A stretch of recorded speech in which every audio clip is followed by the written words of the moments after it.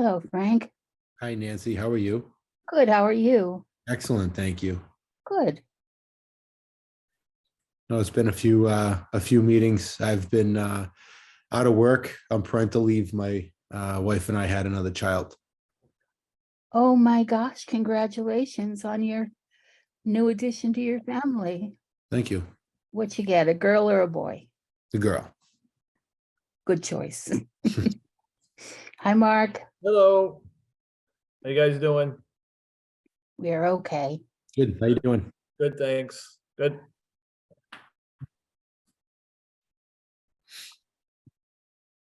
Nancy, how are these Zoom calls going to continue for the near future? I know that's going to be a question somebody will ask eventually. I don't know. How are you with them? Personally, I like to be in person. But I mean, I guess we're all used to it at this point after what, 2 years? Yeah. 3 years. Yeah. You Yeah. know, yeah. Here's Wow. the thing. I think these Zoom meetings are a lot more stressful than for me than otherwise. However,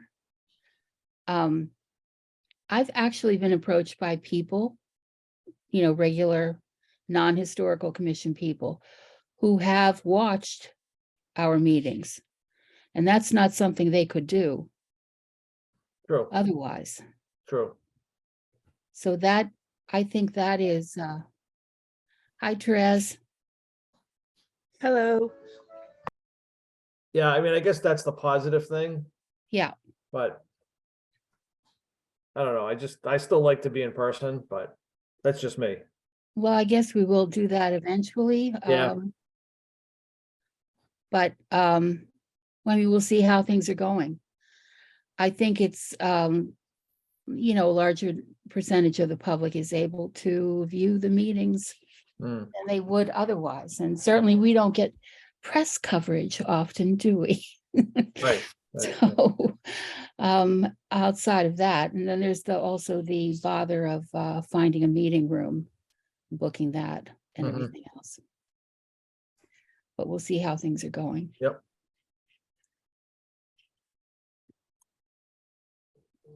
Nancy, where did the meetings used to take place when they were in person? Oh, it's been so long, Frank. They used to be at the AmeriCal Civic Center Okay. generally.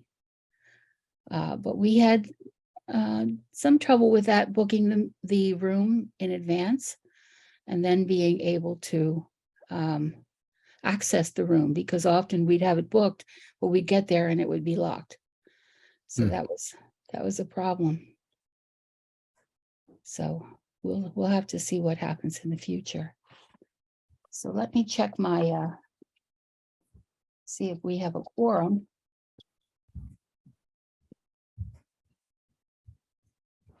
And we do. So we can get started now with, I'll call the meeting to order, 7:32. We usually have a pledge of allegiance led by Dan. Would anybody like to do that? I'll leave that. Go ahead. Okay. Do it.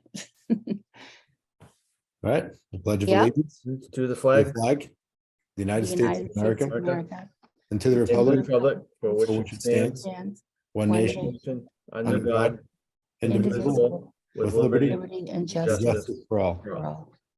Okay. Got that done. Now, public participation. We have a public. Would you like to speak? Sure. Good evening. My name is Jennifer Calais. My address is 25 Sylvan Avenue. And I am a resident, and I also serve the town as the chair of Wakefield's Municipal Gas and Light Department Board. I'm here tonight because I really just wanted to thank you for your sincere consideration and great discussion of the solar that's been proposed for the AmeriCal Civic Center roof. I think that was discussed actually in your February meeting. So this follow-up is a little bit delayed. I apologize for that.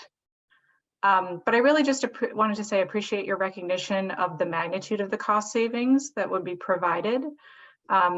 And the fact that, you know, anytime we can lower our energy costs, it really frees up funding that we can use to kind of continue to invest in these improvements in our buildings. And I really enjoyed hearing your discussion of the ability of the building to use solar to provide cost-effective and cleaner energy for heating. And I do hope that you might consider using efficient electric heat pumps for this building when it comes time to replace the current heating system. You also mentioned ground-mounted solar, and I do agree with Joe's comments that it's usually cost prohibitive and poses some land use concerns. Land is really valuable in Wakefield, and it serves just so many competing purposes often that it is challenging. We don't currently have ground-mounted solar in Wakefield, and I do think we need to think carefully about whether we pursue this type of solar development in the future.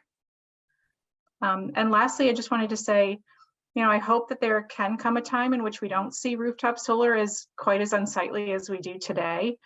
You know, I hope that one day we might see it as part of our normal life, seamlessly integrated into our environment in the way that we might view a light switch or an electrical outlet. In the meantime, I do appreciate that the important compromise that you reached, such that this building can experience some of the benefits of solar effective immediately. And I just want to thank you again for your valuable input on the proposal and the opportunity to provide these comments. Well, thank you for thanking us.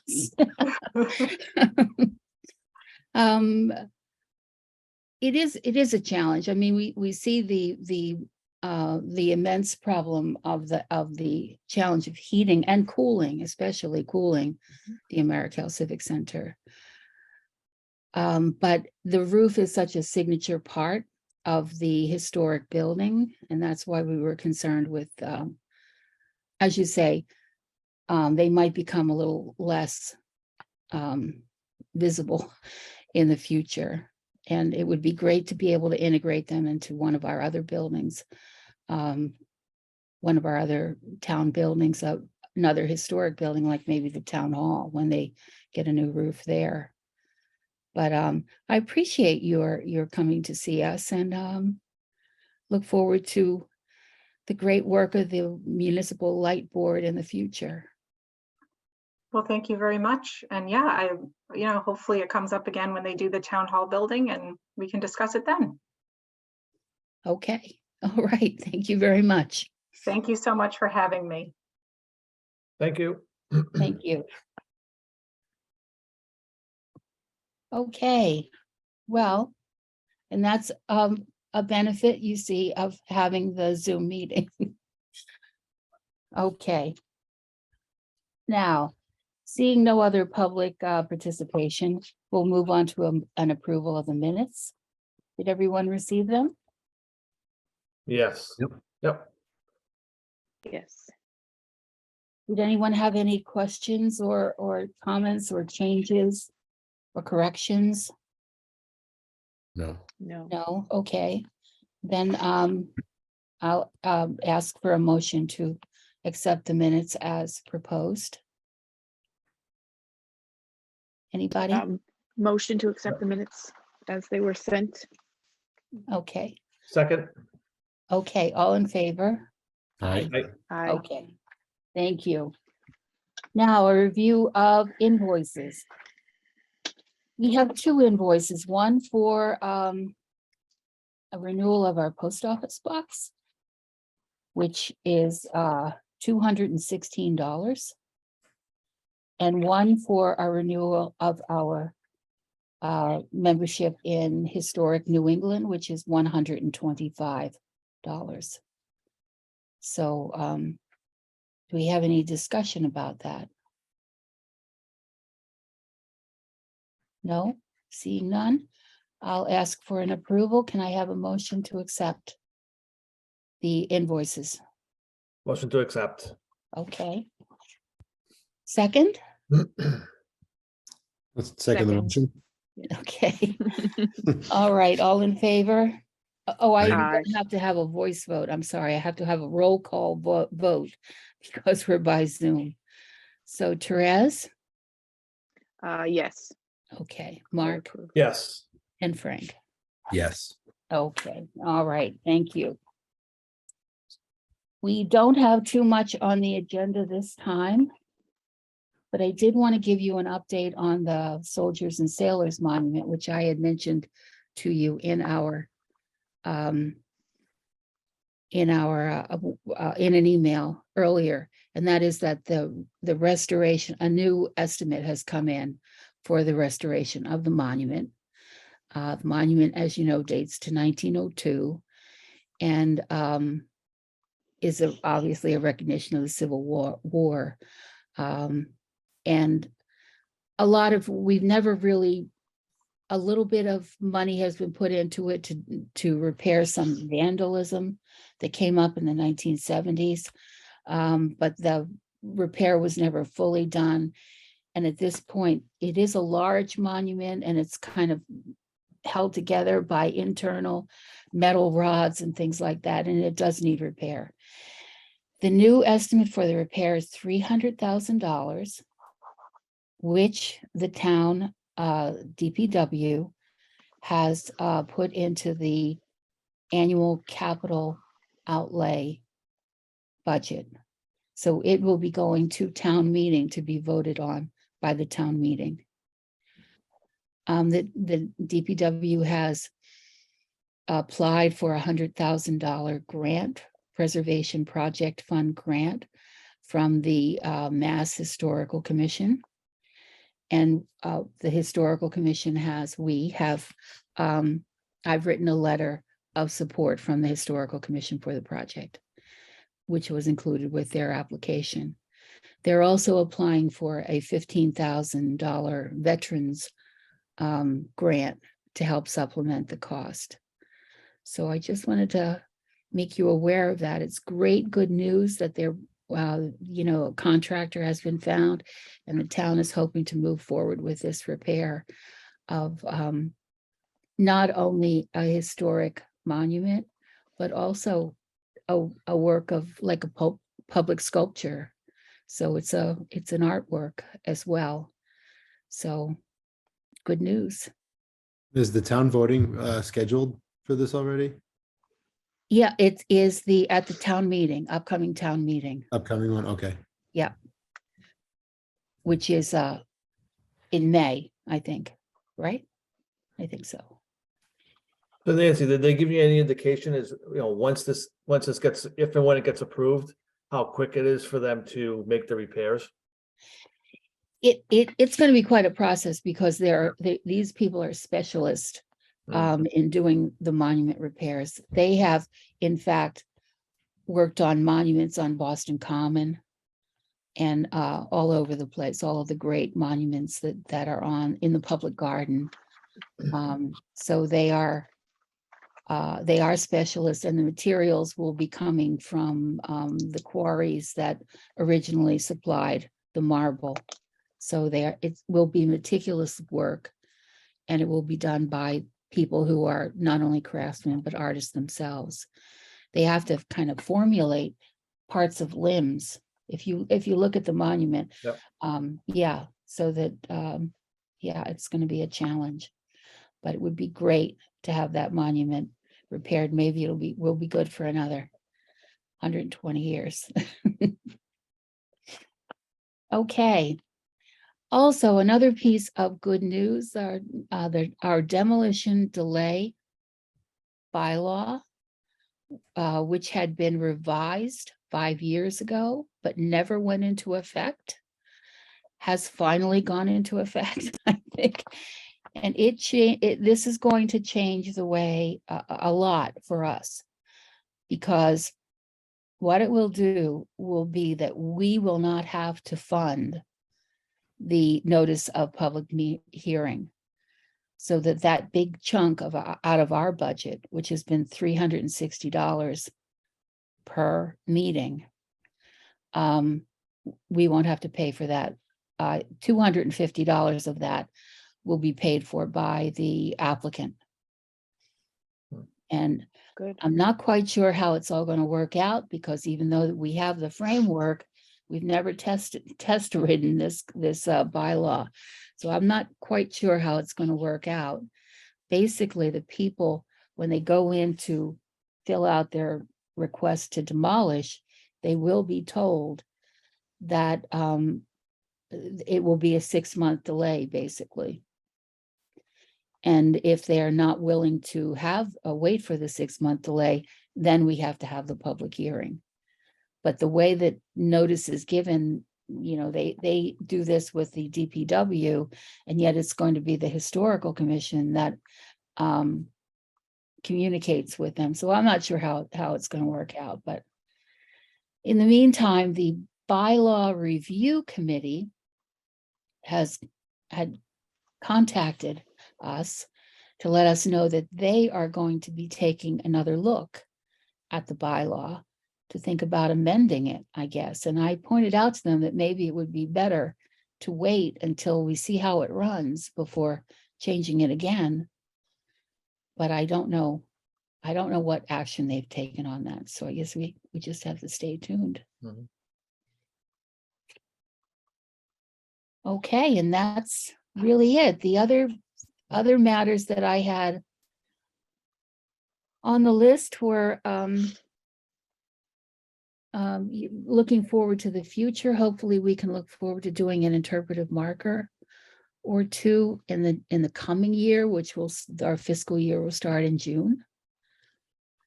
Because we won't have this big burden to pay for with the public hearings, because it used up all of our budget for the past several years. Suggestions were, Dan had actually made a couple of suggestions to have one with on the rail to trail byway that they are erecting. So that might be one. Or maybe that would be we would maybe suggest the interpretive marker, and someone else or the town council would fund it. I don't know how it would work, but I think it would be good to have more of our history acknowledged in little interpretive markers in town. We have quite a few up, but maybe one at Lakeside, or maybe another one in the old burying ground, so we can dream of that for the upcoming year. And also, we within the next year, maybe we should start thinking about what kind of activity we might want to consider or preliminarily plan for in 2026. We're America 250. I understand that cities and towns across the country are already starting to plan activities for the 250th anniversary of the United States. So it seems like the bicentennial was just yesterday. Yeah.